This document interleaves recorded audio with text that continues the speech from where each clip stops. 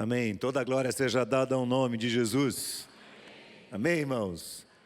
Foi um culto assim extraordinário. Quem estava aqui ontem à noite? Levante a mão. Foi uma bênção ou não foi? Muito bom. Graças a Deus. Que experiência magnífica o Senhor nos tem dado ao contemplar as vidas se aproximando, chegando, sendo tocadas pela mensagem do Evangelho, sendo transformadas pelo poder da palavra de Deus.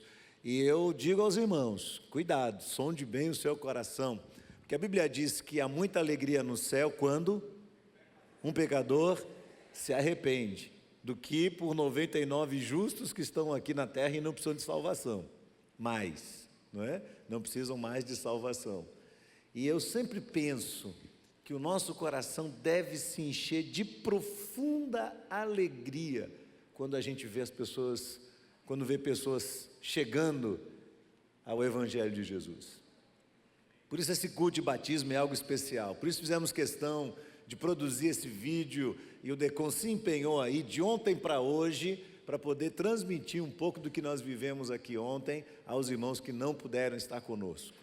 E desafio você a estar atento, porque mesmo que você não possa vir, o culto de batismo sempre é transmitido no horário em que ele acontece. Então está passando lá na sua casa, na internet, e é uma oportunidade que a gente tem de celebrar diante de Deus a alegria do que o Senhor está fazendo entre nós.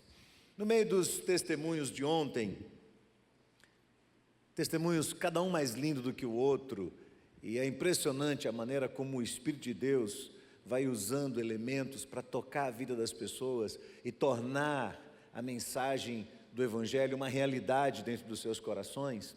E nós ouvimos alguns desses testemunhos, e dentre eles, teve uma jovem chamada Iracema, que ela disse assim, mais ou menos isso, não foram exatamente essas palavras, mas mais ou menos isso. Ela disse: antes de entender o Evangelho, eu queria que todo mundo me amasse.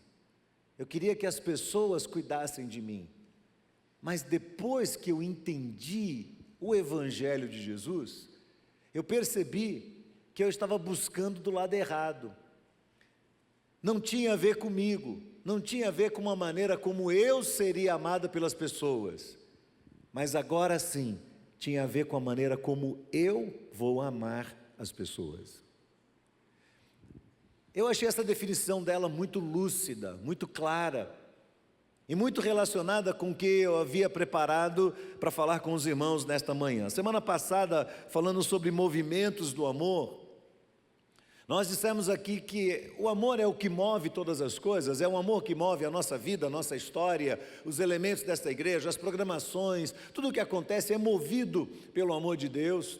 E falamos sobre os 5 movimentos do amor: o amor a Deus, o amor como um ato de sacrifício, o amor como intervenção, o amor como perdão e o amor como missão. 5 movimentos bíblicos do amor. E eu pensei assim, domingo passado, confesso, Senhor, já está bom. Foi muito difícil pregar aquela mensagem, então está bom. E o Senhor falou comigo essa semana: tem mais um texto que eu quero que você pregue. E eu quero convidar você a abrir sua Bíblia no livro de Mateus, no capítulo 5. Mateus, no capítulo 5. Eu disse a semana passada que o tema, que falar sobre amor, seria algo indigesto, pelo menos da perspectiva que ele seria abordado aqui. Então eu vou ler um textozinho aqui que talvez facilite um pouco as coisas para você. Mateus, no capítulo 5, do verso 38 até o final do capítulo, verso 48. Mateus 5, de 38 em diante. Vocês ouviram o que foi dito: olho por olho e dente por dente. Eu, porém, lhes digo: não resistam ao perverso. Vamos repetir isso? Não resistam ao perverso. Se alguém lhe der um tapa na face direita, ofereça-lhe também a face esquerda. Se alguém quer processar você e tirar-lhe a túnica, deixe que leve também a capa. Se alguém obrigar você a andar 1 milha, vá com ele 2. Dá a quem te pede, não volte as costas ao que quer lhe pedir emprestado. Vocês ouviram o que foi dito: ame o seu próximo e odeie o seu inimigo. Eu, porém, lhes digo: amem os seus inimigos e orem pelos que perseguem vocês, para demonstrarem que são filhos do Pai de vocês, que está nos céus. Porque Ele, o Senhor, faz o seu sol nascer sobre maus e bons, e vir chuvas entre justos e injustos. Porque se vocês amam aqueles que os amam, que recompensa terão? Os publicanos também não fazem o mesmo? E se saudarem somente os seus irmãos, o que é que estão fazendo demais? Os gentios também não fazem o mesmo? Portanto, sejam perfeitos, como é perfeito o Pai de vocês que está nos céus. Amém, irmãos? Gostaram do texto? É bom esse texto, não é? Esse texto fala de amor. Nós estamos chegando no final deste ano, próximos das comemorações de Natal, e o Natal é a expressão do amor. Esse texto está falando de amor. Não é um texto romântico, não é um texto fácil de ler e de interpretar, mas ele está falando sobre amor, na compreensão que o cristianismo tem sobre este tema. E pensando sobre o que eu traria aos irmãos, eu me deparei com um texto de um grande mestre chamado John Stott, num dos seus livros em que ele fala sobre o Sermão da Montanha, e eu vou fazer várias referências a um capítulo deste livro,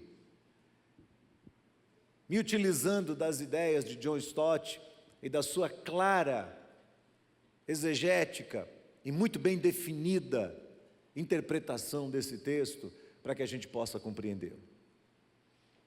Então aí no seu coração, peça a Deus assim: Senhor, deixa meu coração aberto em nome de Jesus. Porque eu percebo, irmãos, que as resistências que nós temos são muito maiores do que a gente pode imaginar. Então você pode ouvir tudo que vai ouvir aqui hoje, nessa manhã, e sair da porta para fora, e esse negócio simplesmente se diluir. Isso simplesmente ser retirado de dentro de você, como num passe de mágica. Porque eu confesso aos irmãos que, depois de domingo passado, de ter pregado o que preguei domingo passado, o meu coração fica borbulhando por dentro. A compreensão que nós temos sobre amor, de verdade, tem muito a ver com as nossas necessidades pessoais, com aquilo que nós imaginamos que seja amor, com aquilo que nós entendemos que deveríamos receber no tocante ao amor de outras pessoas. E na hora que Jesus apresenta um contraponto disso, e a proposta de Jesus vai na contramão de toda a cultura que nós vivemos, o que Jesus fala soa estranho para nós. Então eu vou tentar dividir isso em 4 partes. Primeiro, quando Jesus diz, olho por olho, esse é o meu primeiro destaque. Olho por olho e dente por dente. Olho por olho e dente por dente. Vocês ouviram o que foi dito: olho por olho e dente por dente. Mas eu digo a vocês uma nova proposta: não resistam ao perverso. Então, essas 2 partes do sermão de Jesus acabam se tornando as mais admiradas, mas as mais ressentidas também do sermão. Porque Jesus nos chama a mostrar amor ao perverso. Olha só a expressão, ao perverso e aos inimigos.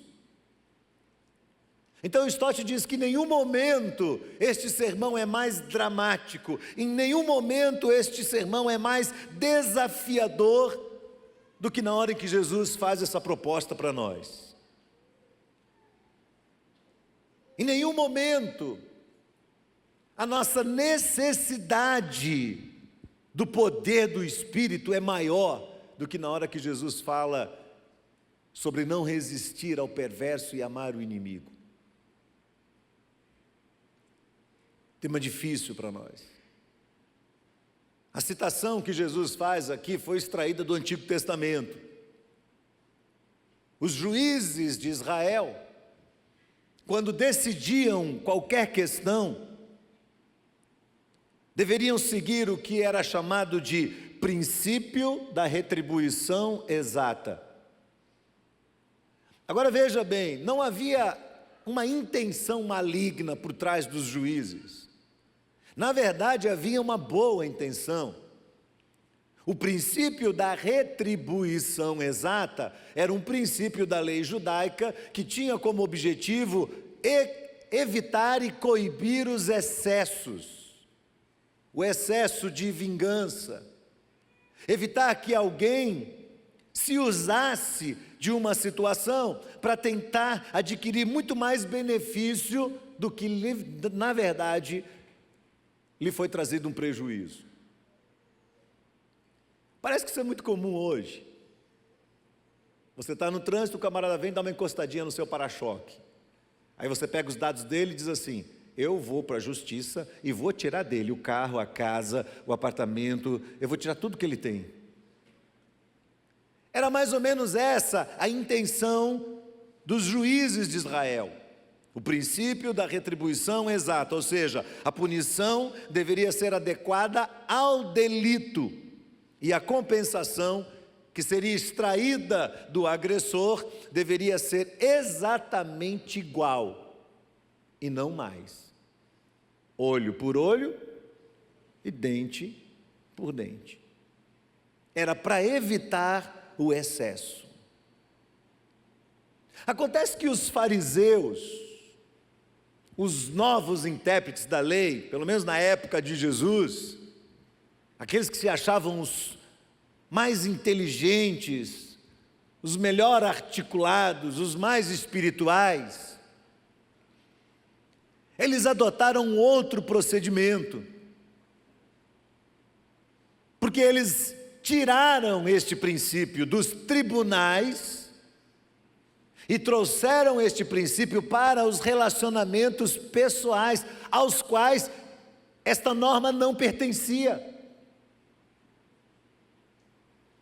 A lei não falava de relação pessoal, a lei falava de retribuição judicial. Então eles estavam tentando usar um princípio bíblico para justificar uma ação muito comum, uma atitude muito comum, que nada tinha a ver com o propósito de Deus: a vingança. O desejo de ver o outro pagar. O desejo de retribuir à altura ou além dela o mal que foi feito a uma pessoa, a um ofendido. Então eu vou pagar, eu vou ver essa pessoa pagar. Mas o que é que Jesus ensina nesse texto? Jesus ensina que, embora este princípio pertença corretamente aos tribunais e também ao juízo de Deus, este princípio não se aplica aos nossos relacionamentos pessoais. Porque no cristianismo, os relacionamentos pessoais devem ser baseados no amor e não na justiça. Sim, Jesus está ensinando isso. A relação pessoal tem que ser estabelecida no amor e não na justiça. É nosso dever para com os indivíduos que fizeram o mal a nós, não retalhar, não nos vingarmos, mas sim confiar na justiça de Deus e acatar a injustiça que foi feita, não oferecendo resistência ao perverso. Para nós isso soa muito estranho, porque a nossa cultura diz o contrário. Cada vez mais, quando os direitos humanos são destacados, nós vamos inflando e vamos enchendo e vamos dizendo, é meu direito. Eu estava vindo para Ibã hoje de manhã, e todas as vezes que eu venho, eu acesso um pedaço da Luiz Eduardo Magalhães. E quando eu acessei o pedaço da Luiz Eduardo Magalhães, eles estão fazendo os reparos. Então fecharam de 4 pistas, jogaram para uma pista só, bem em frente a um posto de gasolina. E eu, como sou obediente às leis de trânsito, entrei exatamente como todo mundo estava entrando para aquela pista. Mas o meu olho viu o número enorme de carros entrando pelo posto de gasolina. Atravessa um posto de gasolina, passa todo mundo, e quando chega lá na frente, o que acontece? Para tudo. E o meu senso de xerife, você conhece o xerife Abraão? O meu senso de xerife diz assim, está errado, tinha que ter um policial lá no posto, dizendo para eles não entrarem pelo posto, porque eles estão bagunçando tudo, e aí a sensação que você tem é assim, eu estou sendo passado para trás, não é essa sensação? Eu fiz a coisa certa, e olha, e pior de tudo, irmãos, é que o camarada vem, passa todo mundo, entra por dentro do posto, sai por cima da calçada, quando chega lá na frente, faz assim, tchup, e ele entra. É tudo facinho, e ele vai embora. E você que obedeceu, fica na fila assim. Aí o meu espírito de xerife diz assim, quando chegar a minha vez, eu não vou deixar ninguém entrar. Aí foi. Quando foi chegando a minha vez, o Espírito falou, você não vai deixar entrar, Abraão. Você vai pregar hoje sobre isso. Aí vi um rapaz assim, colando do meu lado, e ele já vem de um jeito assim, meio para inibir você, né? Ele veio assim com um carro branco. Aí eu dei uma seguradinha assim, e deixei ele entrar. Aí disse, Deus, aumenta a minha fé. Aumenta a minha fé. Você está entendendo o que é que o Evangelho está propondo para nós? É evitar a retaliação, é evitar a vingança, é evitar impor a sua justiça diante da injustiça do outro. Segundo destaque, John Stott faz, vai piorando cada vez mais, ofereça a outra face, dê a outra face. Eu lhes digo, não resistam ao perverso. Mas se alguém ferir a face direita, oferece-lhe a esquerda. Se alguém quiser processá-lo e tirar-lhe a túnica, deixe também a capa. Se alguém o forçar a caminhar 1 milha, vá com ele 2. Dá a quem te pede, não volte as costas àquele que deseja te pedir emprestado. Então, dentro deste segundo momento, desta parte do sermão de Jesus, ele nos desafia a oferecer a outra face. E Jesus usa aqui 4 pequenas ilustrações que revelam este princípio do primeiro momento, da não resistência, que o aplica nas situações cotidianas, nas situações da nossa vida. São imagens claras, são imagens vívidas, extraídas de diferentes situações da vida.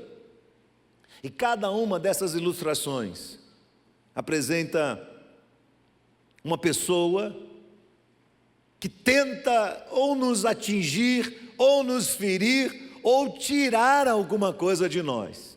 Então, primeiro, uma pessoa que, de um modo insultante, dá um tapa no rosto da gente. E aí, olha só, cristãos, quando alguém te dá tem coisa mais humilhante do que levar um tapa na cara? O sangue ferve, E Jesus diz: dá outra. Pode bater aqui. O segundo, uma pessoa que arrasta você para o tribunal, para tentar tirar alguma coisa que é sua, a sua túnica.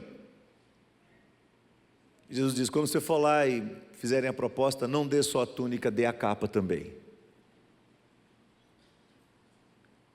A terceira, uma pessoa que obriga você a fazer uma coisa que você não estava a fim de fazer, que você não quer fazer, talvez você não ache justo fazer. E Jesus diz: ele te obrigou a caminhar 1 milha, o que você faz? Vai com ele 2, faça o dobro do que ele pediu a você. E a quarta circunstância, uma pessoa que chega para você com uma boa ou com uma má intenção e quer que você lhe dê um dinheiro. E todos os seus argumentos dizem assim: ela não merece, eu não devo, não vai ser bom. E o Senhor diz: entrega, não vira as costas. Parece que Jesus vai encurralando a gente, não é? E nós podemos facilmente nos colocar nessa situação, e como é que nós responderíamos a elas? Porque Jesus ensina nesse segundo momento que o nosso dever cristão é evitar a vingança ou a retaliação, pelo contrário, retribuir com uma atitude de generosidade para quem está nos ofendendo. John Stott diz que alguns cristãos não gostam dessa parte do sermão, e eu tenho que discordar de John Stott. Nenhum cristão gosta. Nenhum de nós. Quando você ouve essas palavras, você fica assim: mas Deus, o que é isso? Parece que o que Jesus está propondo aqui é que a gente assuma a atitude de um capacho, de uma pessoa fraca. Mas ele diz: Jesus está de fato defendendo a força e não a fraqueza. É preciso uma força incrível para agir com amor em relação àqueles que nos feriram. É preciso um amor abnegado de uma pessoa que, tendo sido ferida, nega-se a recorrer à vingança pessoal. Em vez disso, essa pessoa age com generosidade. Ao invés disso, essa pessoa age para o bem maior daquele que a está ferindo. O cristão ferido, verdadeiro cristão ferido, nunca devolverá o golpe, pagando mal com mal. Ao invés disso, os cristãos procuram pagar o mal com o bem e se dispõem a dar a quem está do outro lado. Corpo, roupa, serviço ou dinheiro. Essas coisas são exigidas de nós e nós as entregamos por amor. Lembra que a semana passada eu falei que amor é diferente de sentimento? É uma decisão muito difícil que nós cristãos temos que assumir. Durante a história do cristianismo, houve um grupo de cristãos que ao longo dos séculos tentou desenvolver uma chamada doutrina do pacifismo absoluto. Ou seja, usar esse texto bíblico, essa expressão, para poder dizer que o poder civil tem que ser esvaziado. John Stott discorda disso, porque segundo ele, desde o Antigo Testamento, o poder civil existiu e tem que existir a fim de recompensar e viabilizar o dia a dia das pessoas que são boas e punir as pessoas que fazem as coisas erradas. Por isso a gente precisa definir muito bem o que é poder civil, o que é relação pessoal. Jesus não está dizendo que ninguém deve apenas resistir ao mal, porque o mal vai vir. Nós não estamos diminuindo o tamanho da ofensa que recebemos. Ela existe. E de uma certa forma, justos ou injustos, os poderes civis, em determinado momento, vão ter que julgar essas questões. Eu não vou entrar aqui numa questão extremamente delicada que John Piper levantou, que é sobre a autoridade que o poder civil tem na guerra de matar. Não vou entrar nessa questão, que essa questão é uma questão ampla, que precisa ser olhada com muita cautela. O que eu estou dizendo para você é que nas suas relações pessoais, se nós queremos viver em paz, paz na terra entre os homens que têm bem, a gente vai ter que assumir uma outra postura, uma postura muito diferente do que a nossa sociedade vem exigindo de nós. Não iremos buscar vingança pessoal. Vamos absorver a injustiça e, consequentemente, vamos vencer o mal com o bem. Você entendeu por que os discípulos disseram: Senhor, aumenta-nos a fé? Porque você se entrega para Deus assim, totalmente diz: Deus vai julgar. Ah, mas o cara tomou de você. Deus vai julgar. Que elementos Deus vai usar para isso, eu não sei. E não tem que ficar esperando. Mas eu confio em Deus e pratico o meu ato de generosidade. Terceiro, vai ficar pior ainda. Amem os seus inimigos. Quem é que gosta do inimigo? Nenhum de nós. Então amar implica muito mais do que ter um sentimento no coração. Um dia desses eu conversando com uma jovem, ela me disse: pastor, eu não consigo sentir amor no meu coração por tal pessoa. Toda vez que eu olho para essa pessoa, eu lembro do que ela me fez, e isso fere meu coração. Eu disse: é verdade, esses são seus sentimentos, eles são reais. Mas a Bíblia não diz que você tem que sentir alegria, amor por aquela pessoa. A Bíblia diz que você não deve retalhar, que você não deve se vingar, que você não deve pagar com a mesma moeda. E a Bíblia está dizendo, o cristianismo está ensinando, que você deve fazer o bem a essa pessoa. Em que circunstância? Não sei, Deus vai orientar. Faça o bem. Mas Jesus diz assim: vocês ouviram o que foi dito: ame o seu próximo, odeie o seu inimigo. Mas eu lhes digo: amem os seus inimigos e façam o que mais? Orem por aqueles que os perseguem, para que vocês possam mostrar que de verdade vocês são filhos do Pai Celestial. Esse mesmo Pai Celestial que faz raiar o sol entre os bons e os maus, entre os justos e os injustos. É Deus. É Deus. Tem determinadas pessoas que a gente não admite que se deem bem na vida. Quando você vê a pessoa se dando bem, você fala assim: como Deus? Não é possível. Mas Jesus está dizendo: o Pai Celestial faz a chuva cair entre bons e maus, entre justos e injustos. A bondade de Deus continua emanando do céu sobre toda a humanidade, sem exceção. É muito difícil amar um criminoso. É muito difícil amar uma pessoa que fez tantas coisas ruins. Eu me lembro de uma vez ter ido ao presídio, nessa programação do SOS.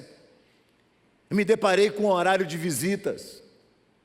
Estava lá no pavilhão, não lembro se era 3 ou 4, um criminoso, barra pesada, aqui em Salvador. Barra pesada. Provavelmente qualquer um de nós, se o visse e pudéssemos ter acesso à lista de crimes que ele cometeu, nós o odiaríamos até o íntimo da nossa alma.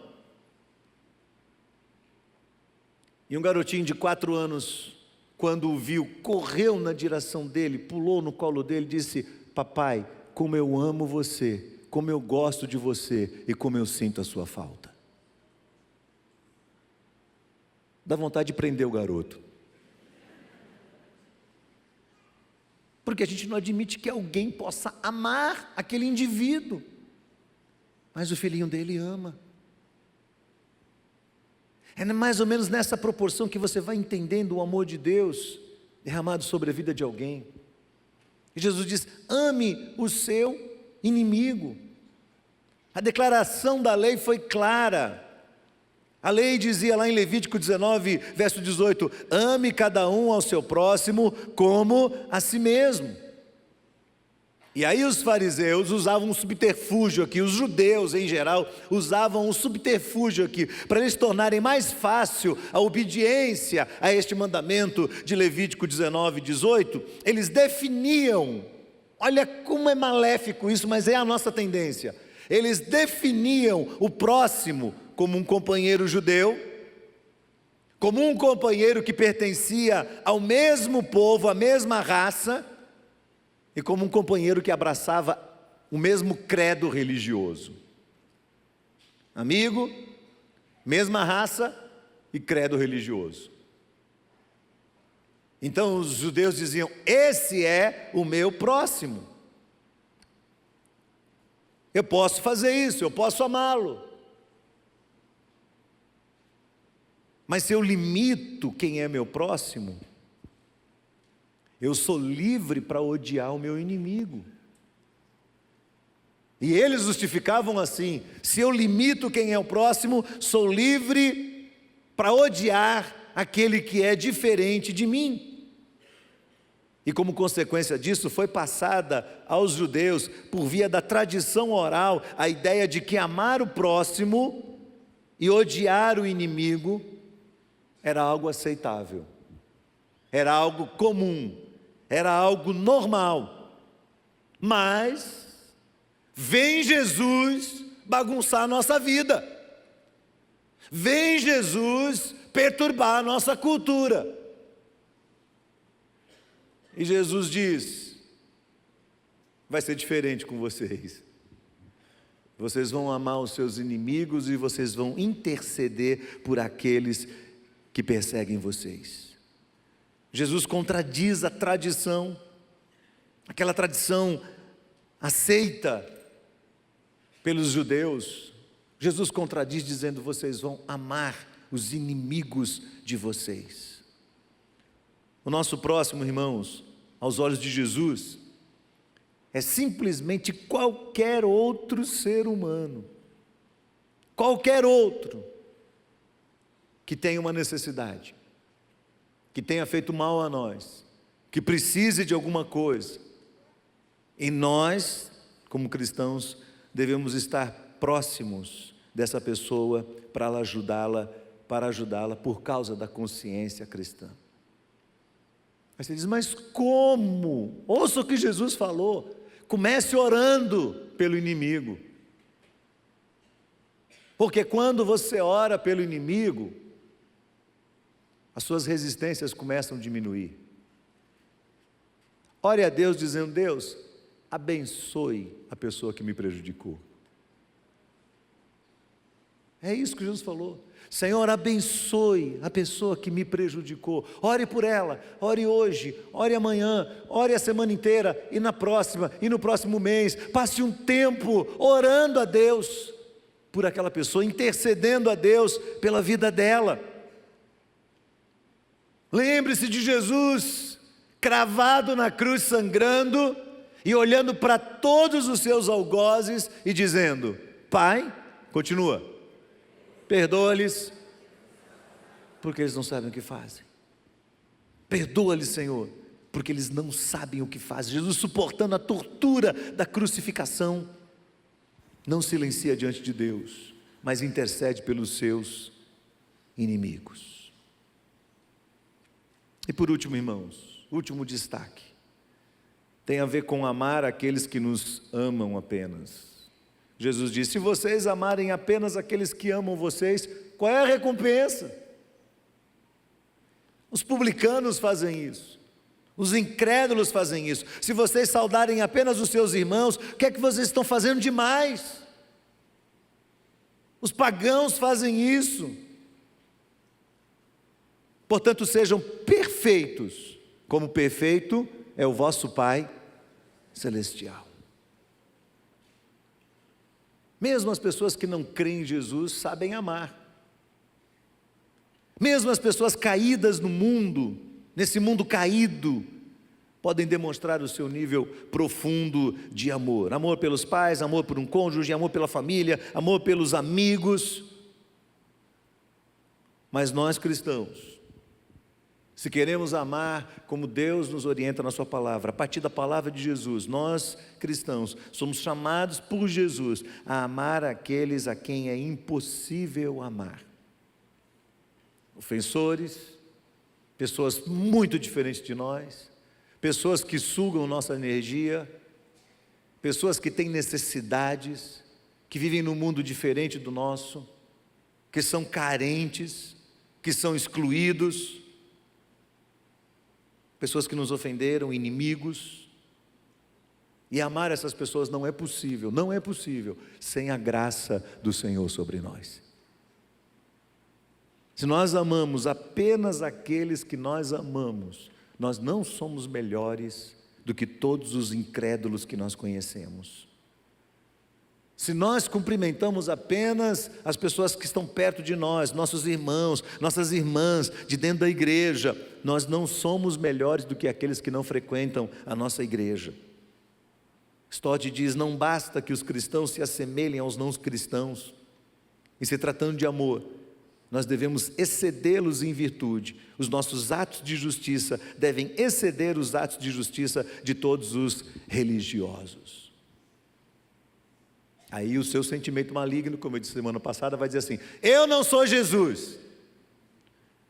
E Jesus fala assim: sejam perfeitos, como é perfeito o Pai que está nos céus. Olha, Jesus não está ensejando aqui a ideia de que uma pessoa pode atingir a perfeição, mas que nós devemos buscá-la. Nós devemos ter fome e sede da justiça de Deus. Vamos pecar sempre. Mais adiante Jesus vai ensinar que você deve pedir perdão pelos seus próprios pecados. Mas a perfeição a que Jesus se refere aqui tem a ver com aquilo que é perfeito de Deus, o amor. Com este dom extraordinário de Deus, o amor perfeito de Deus, que é demonstrado mesmo para aqueles que não retribuem. Amados irmãos, nós estamos cercados por um espírito de vingança e de racismo. É o sentimento da nossa sociedade de hoje.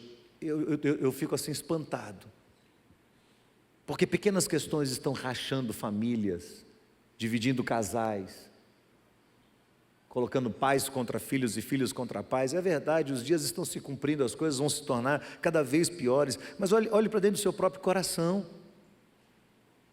O sentimento é esse: espírito de vingança e racismo. O espírito de vingança diz assim para nós: eu vou amar os bonzinhos e inofensivos, e vou fazer pagar aqueles que me fizeram mal. O segundo, o racismo, diz: eu vou amar os que são parecidos comigo, mas não espere que eu ame os que são diferentes de mim. Acontece que vem Jesus e bagunça a nossa história. Acontece que vem Jesus e quebra a nossa cultura e nos coloca na contramão, na contracultura. Jesus espera dos seus seguidores as mesmas coisas que outras pessoas acreditam que não podem esperar de ninguém. Eu espero, meus amados irmãos, que ao ouvir tudo isso, em pleno mês de dezembro, nos aproximando do Natal, a gente possa se dar conta de que o Evangelho ensinado por Jesus e que nós abraçamos pela fé é algo que vai exigir de nós que a gente realmente ame o próximo segundo o padrão que Ele estabeleceu e não segundo o padrão que a sociedade estabeleceu. Eu espero que você saia daqui hoje mais crente do que você entrou. Eu espero que você saia daqui hoje mais confiante na justiça de Deus, na graça de Deus, menos resistente, menos xerife,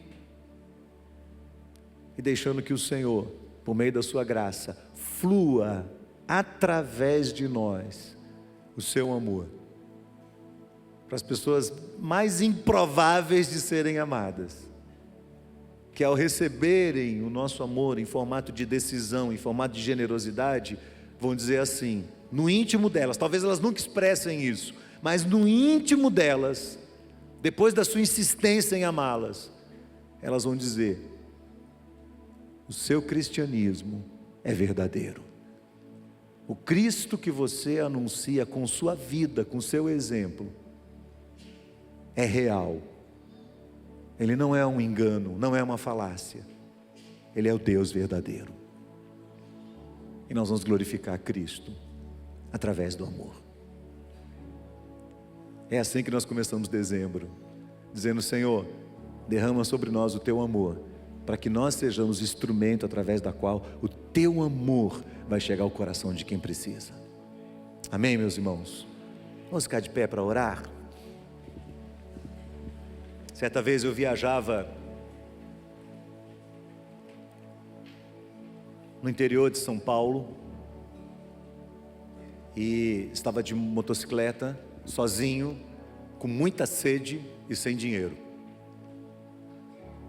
E num determinado local da estrada, ali naquela região da Alta Paulista, eu vi uma plaquinha que dizia assim, água potável.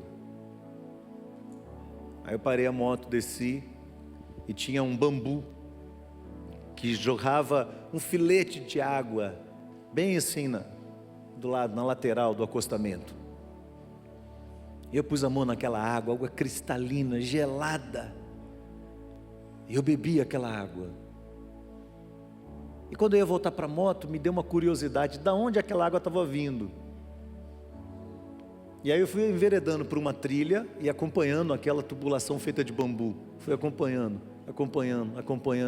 Tinha um outeiro e logo depois do outeiro, eu vi uma das paisagens mais lindas da minha vida. Uma nascente, cercada de pedras, um lugar lindo, fantástico.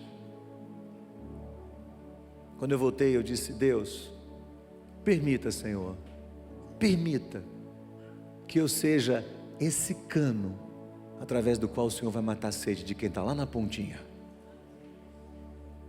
Porque se as pessoas tiverem a curiosidade que eu tive naquele dia, elas vão olhar para o meu amor, jorrando lá aos pingos, na ponta.